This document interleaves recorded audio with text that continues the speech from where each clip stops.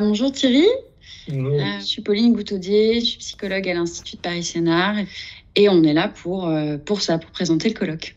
Enchanté, bonjour. Moi, c'est Thierry Cardozo, je suis médecin, médecin de santé publique, responsable de l'unité périnatalité petite enfance à Santé publique France et en charge donc un certain nombre d'actions autour de la période des 1000 premiers jours.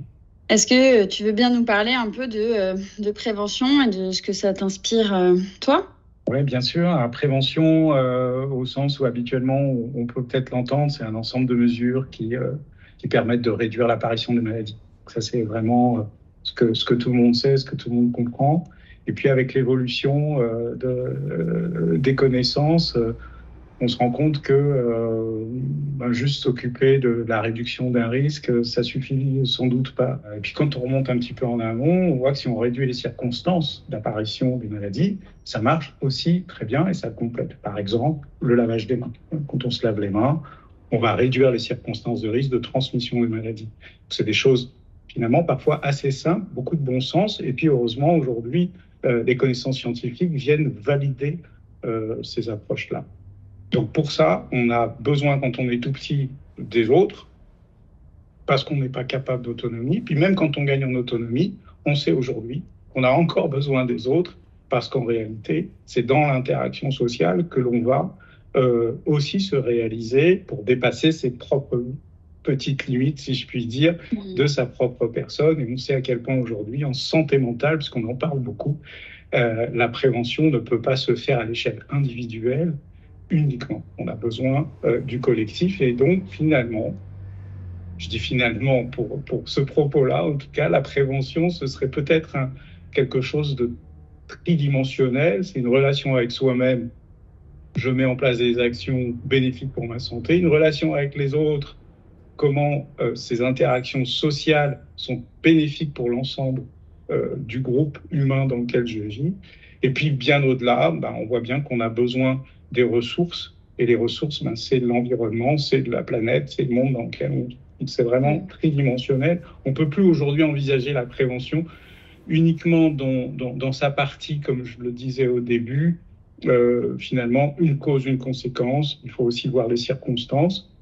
Et évidemment, aujourd'hui, on a des évidences qui nous montrent que les circonstances des gens qui nous ont précédés, nos parents, nos grands-parents, peuvent potentiellement aussi avoir une empreinte dans ce que j'ai appelé tout à l'heure le capital, qui est la génétique. Tu nous dire, si tu avais une baguette magique, qu'est-ce que tu ferais demain pour engager un tournant dans la prévention en France?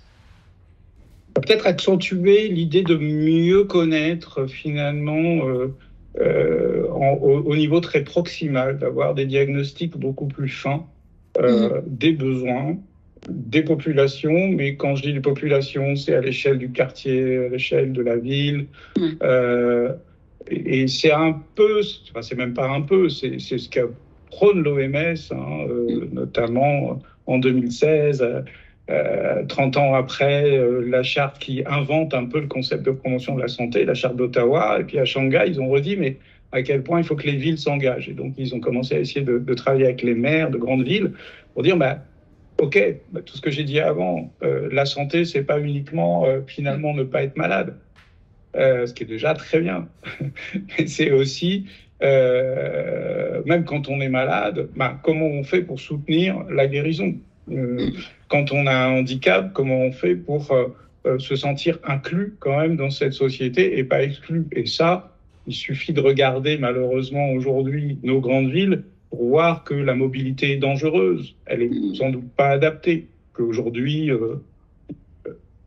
marcher sur certains trottoirs de grandes villes, je ne veux pas nommer pour pas stigmatiser, ça devient très dangereux.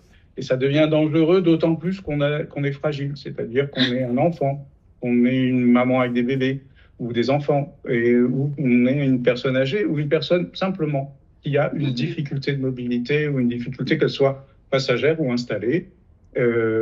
Voilà, moi, si j'avais une baguette magique, c'est essayons de prendre conscience des besoins de chacun et de sortir un petit peu de nos besoins propres. Et je pense qu'on pourrait avancer assez vite finalement, puisqu'on sait tout ce qu'il faut en fait. Je crois qu'on en sait suffisamment pour agir.